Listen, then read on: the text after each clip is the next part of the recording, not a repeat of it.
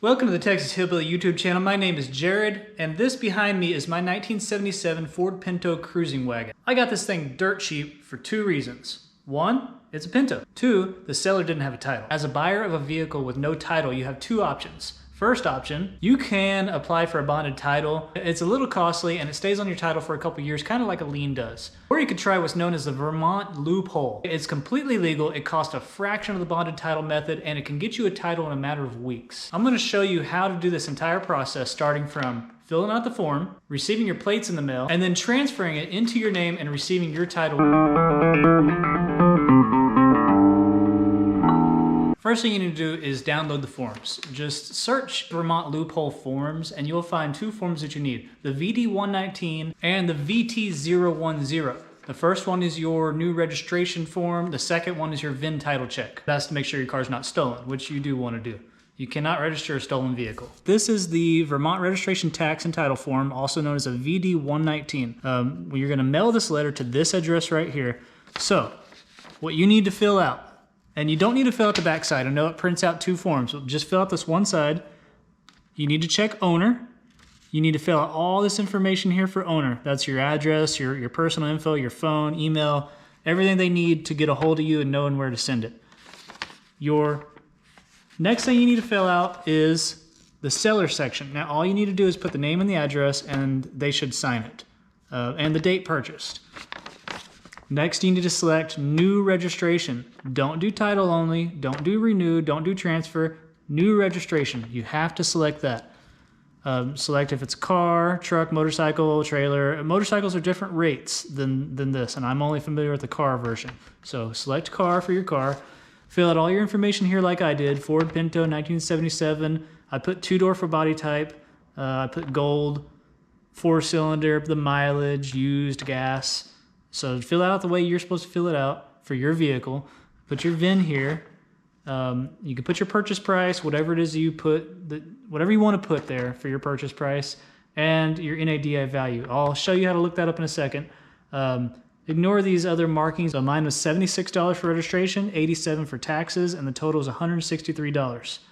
Sign it, date it, fill out the VT010. That should be pretty self-explanatory. And then you write a check for that amount right there. Mine was $163, whatever yours is. It's very helpful to write the check from a personal account. When your check clears and you see that it's been deducted from your account, you know that Vermont has approved your new registration request. In order to figure your taxes that you have to pay to Vermont, you need to get your value from NADA. It's going to be 6% of that value. Now, a lot of people I've seen have suggested you go by average value, but my average value for the Pinto is just too much money. So I took a chance. And I went with low value, and they accepted it. So you can do that. Go with low value, which mine was $1,450.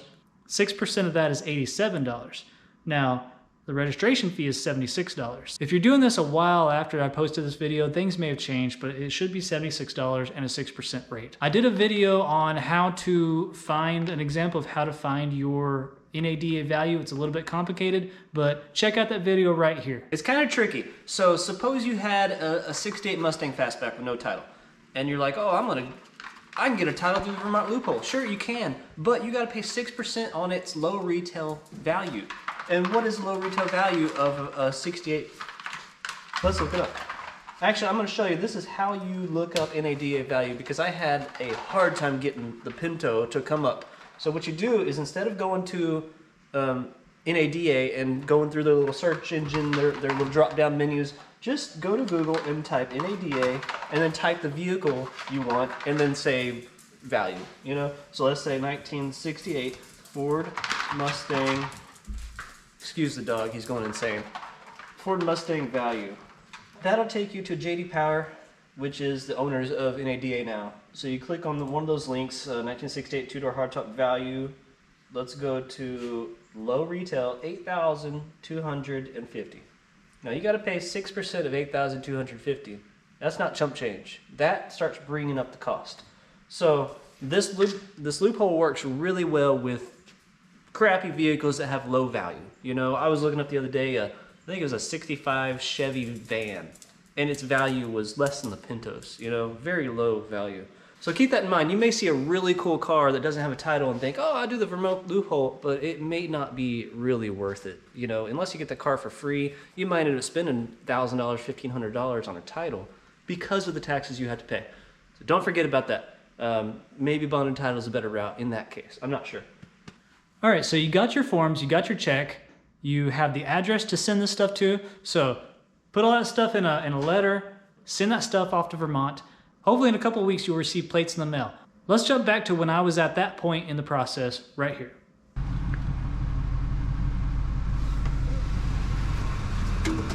I sent my form in. I had to make some corrections. I sent it back after about, what, a week and a half? Maybe 2 weeks. They sent it back to me for some corrections. I corrected it. I sent the form back. And then about a week later, you get plates in the mail from Vermont. These are just temporary. In Vermont, any car that's older than 25 years old does not get issued a title. They just get issued plates. This is the registration. This is the title, essentially. And it's the only state that does it, and I think they do it on purpose because they get this business from everyone all over the country that knows about the Vermont Loophole. And they make $176 X amount of times a day. So they're happy to do this. And then I end up with, technically, I now officially own this Pinto, which I didn't before. I had nothing but a bill of sale from somebody that didn't have the title either, so that's kind of useless, right? And it would take about a total of about a month from start to finish to go from no paperwork to paperwork. So simple as that. I'll update whenever I get a title. Can you scratch out Vermont and put Texas? Yeah, you can. It won't be legal, but you could do that if you want. You got your plates. What's next? A trip to the courthouse to transfer your title. I've got a moment, so I'm going to attempt to go to my local DMV and transfer this Vermont title into my name in Texas. And find out if, hopefully somebody there knows what they're doing. Hopefully they've done this before. But first, tacos. I'm about to walk in the courthouse and see if we can get this turned into a Texas title.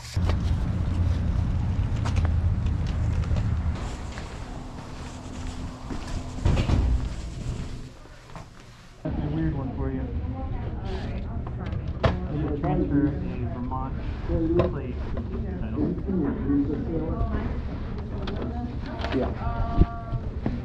5 minutes later. The vehicle's not insured yet. We do have to say valid insurance, even if it's going to be antique. Can I do title only then? Yes, you can do title only, but you won't get any plates. Right? That's fine. There's title only, then I'll be issued a title in the mail later, and then I can register it at a later date. Yeah. I'll do that.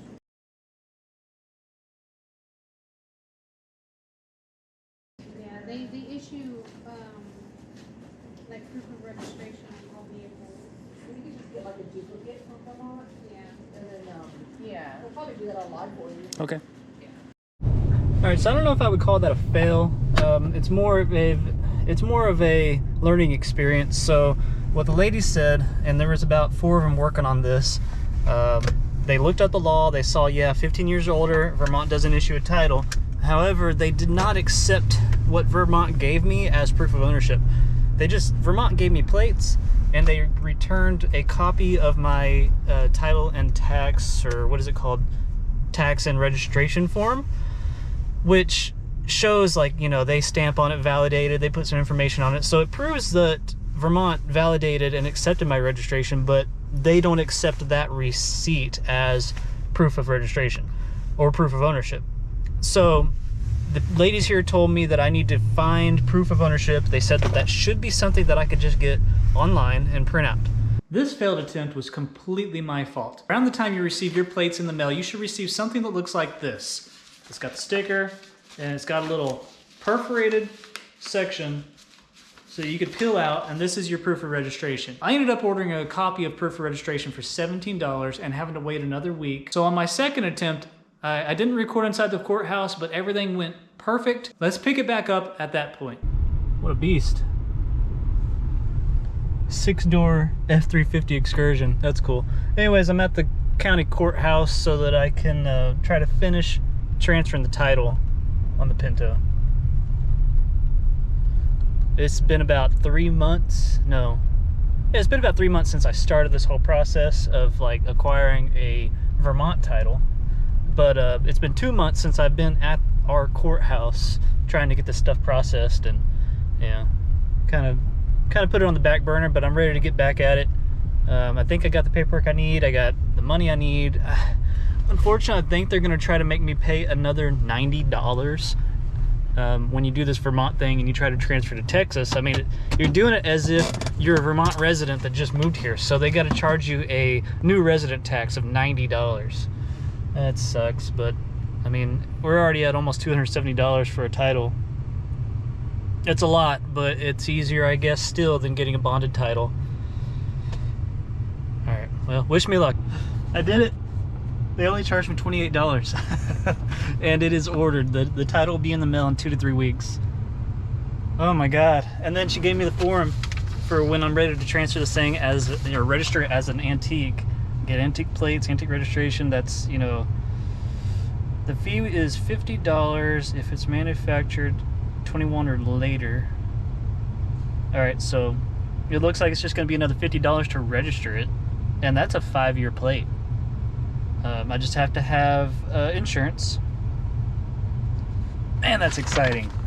Okay, so all in all, total investment in money is $208 from everything that I paid to Vermont, getting the plates, getting the registration. I even paid extra for proof of registration, which I didn't realize they had sent me. I didn't even see it in the mail, and I had it this whole time, so I didn't have to pay that $17. So truthfully, it should be what, $191 total investment. So under $200 you can get a title. I mean, depending on your taxes that you pay on your estimated value of your vehicle, but $163 total to Vermont.